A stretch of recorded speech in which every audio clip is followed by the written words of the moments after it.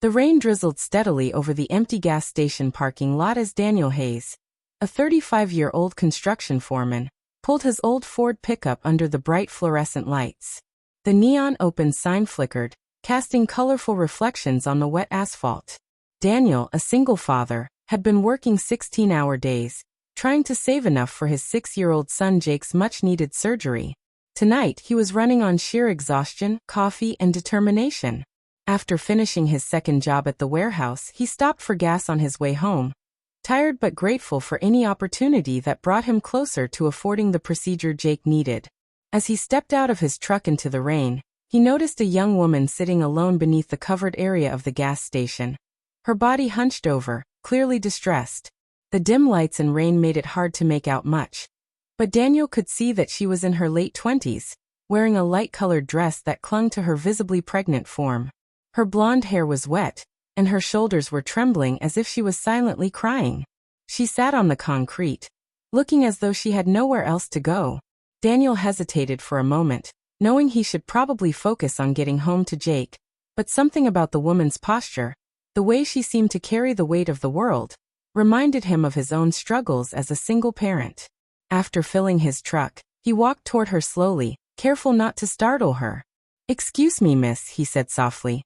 "Are you okay? Can I help you with something?" The woman looked up, revealing tear-streaked cheeks and eyes filled with pain. Pain Daniel recognized all too well. Despite her distress, there was an undeniable strength in her features, making her sadness all the more heartbreaking. "I'm sorry," she said, attempting to regain composure. "I didn't mean to trouble anyone. It's just been the worst day of my life." Daniel knelt down so he could speak to her at eye level, rain soaking through his work clothes. "You're not bothering anyone. I'm Daniel, and you look like you could use a friend right now." The woman looked him over carefully, studying his face and the genuine concern in his eyes. After a pause, she spoke. "I'm Elena, and I think my problems are bigger than what friendship can fix." Without missing a beat, Daniel sat down next to her, disregarding the rain that drenched his shirt. "Elena, I've learned that most problems seem smaller when you share them with someone who cares. What's going on?" Elena looked at him, clearly torn. For the first time, someone was offering her a safe space to voice her pain. Something inside her cracked, and she took a deep breath, ready to speak. "Daniel, what would you do if you found out that the person you loved most had been lying to you? What if everything you thought you knew about your life was a lie?" Daniel considered her question seriously, reflecting on his own experiences with betrayal and disappointment. "I guess I'd try to figure out what was true and what wasn't, and then I'd make decisions based on the truth, no matter how hard it was." Elena's voice broke as she pressed on. "But what if the truth means losing everything? What if it means starting over with nothing, especially when you're about to have a baby?" Daniel's heart went out to her, realizing how overwhelming her situation must be. "Elena, starting over doesn't mean you have nothing. You've got your baby now, and that's the most important thing in the world." Elena placed her hand gently over her belly, her gaze softening. "But what if I can't provide for my baby? What if I have no idea how to build a new life from scratch?" Daniel looked at the young woman beside him, smart, articulate, but clearly drowning under the weight of her circumstances. "Can you tell me what happened? Sometimes saying it out loud can help." Over the next hour, as they sat in the rain beneath the gas station lights, Elena shared her story. She was the CEO of a successful marketing firm she had built from the ground up over 7 years. But that afternoon, everything changed. She discovered that her business partner, who was also her fiancé, had been stealing from the company and planning to leave her once he had transferred enough assets to his personal accounts. "I confronted him today," Elena explained, her voice shaky. "And he told me he had never loved me, that our relationship was just a way for him to get control of the business. He said I was naive for trusting him, and that no one would believe me if I tried to expose him." Daniel's anger flared as he listened to her story. How could anyone treat Elena so callously, especially when she was pregnant and vulnerable? "That's cruel," Daniel said, his voice tight. "You don't deserve that, especially when you've worked so hard." Elena nodded, wiping away fresh tears. "I don't know what to do now. I thought I had everything, But now I feel like I'm losing it all. Daniel put a reassuring hand on her shoulder. You're not alone in this, Elena. You've already done so much. Now you just need to take the next step, whatever it is. You've got a future ahead of you, and you'll find your way. Elena was devastated as she listened to Daniel's words. That man is nothing but a thief and a coward. None of the things he said about you are true. But how can I trust anything anymore? Elena questioned, her voice filled with uncertainty. She looked back on the company she had built from the ground up, once believing herself to be successful and clever, only to realize that someone had taken advantage of her trust. Maybe I was naive, she said, her tone heavy with self-doubt. Daniel turned to face her, offering a comforting smile. Elena, trusting someone you love doesn't make you naive. It makes you human. And the fact that you're sitting here, worried about your baby and wondering how to move forward, tells me you're far stronger than you think. Elena looked at him, surprise evident in her eyes. You don't even know me. How can you be so sure? Daniel's smile deepened, his gaze thoughtful. Because I know what true strength looks like. It's about sitting in the rain, trying to figure out how to protect the ones you love. It's refusing to give up even when everything seems lost. But what do I do now? Elena asked, her voice tinged with despair. I don't even know if I can return to my own company. Daniel paused, assessing her situation carefully. Do you have any access to financial records, bank statements, contracts, anything that might show where the money went? I have some access, but he handled most of the financial side, Elena admitted. That doesn't mean the evidence isn't there, Daniel replied. You just need the right help to find it and understand what it shows. Have you spoken to a lawyer who specializes in business fraud? Elena shook her head.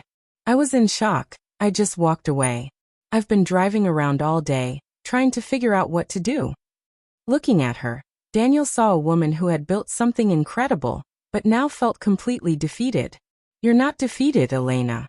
You're just facing a challenge that requires a different set of skills. You can learn those skills, and you can find the people who know how to handle situations like this.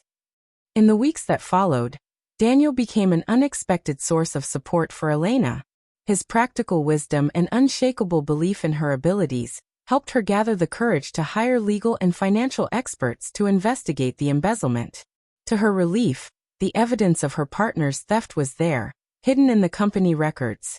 With the right legal team, she not only recovered the stolen funds but also exposed his crimes. More importantly, Elena discovered something far more profound than financial recovery. She found in Daniel something she had never known before, genuine care and respect, the kind of relationship that wasn't about personal gain, but about mutual support and love. Daniel's kindness and integrity showed her what real love could look like. 6 months later, as Elena's pregnancy progressed and her business flourished, she made a life-changing offer to Daniel. I want to offer you the position of Chief Operations Officer, she said, her voice steady but filled with emotion as they sat in her office, watching Jake play in the company's new child care center. Daniel was taken aback. Elena, I'm honored, but I'm just a construction foreman, not a corporate executive. Elena took his hand gently. Daniel, you're the man who stopped in the rain to help a stranger. You're the one who believed in me when I had lost faith in myself. You have natural leadership skills, and you solve problems under pressure. Those are exactly the qualities I need in a business partner. And what about Jake? Daniel asked, concerned about his son's future. Jake will have access to the best schools and healthcare, including the surgery he needs. Most importantly, he'll have a family that loves him. He'll have a little brother or sister excited to meet him. Elena replied, her eyes soft with love. Years later, Daniel stood in the boardroom of Elena's thriving company as the Chief Operations Officer. But his success wasn't just measured in business terms. He had found something far richer: love, a wife, and a growing family, which now included Jake, baby Sophia, and another child on the way. At their wedding, held in the garden of their new home, Elena reflected on the lesson she had learned. I thought I had everything I needed, she said, looking out at their family and friends. A successful business, financial security, a future I had planned. But I never truly experienced unconditional love, until I met a man who stopped to help a stranger without expecting anything in return. Daniel, holding Sophia in his arms and with Jake proudly standing beside him, shared his own reflections. I thought I was just helping someone having a rough day. I never imagined I was meeting my future wife, my business partner, and the person who would show Jake and me what real family is. As they celebrated with those who mattered most, Daniel remembered that rainy night when he had been concerned about bills and long hours. The woman crying at the gas station had seemed to need help, but she ended up being the person who would help him build a life he never thought possible. Sometimes, Daniel thought to himself, the most important meetings happen not in boardrooms but under gas station lights in the rain, where strangers choose to care for each other. Sometimes, the greatest opportunities come disguised as someone else's crisis. And sometimes, the richest rewards come from the simple decision to invest your compassion in someone else's pain.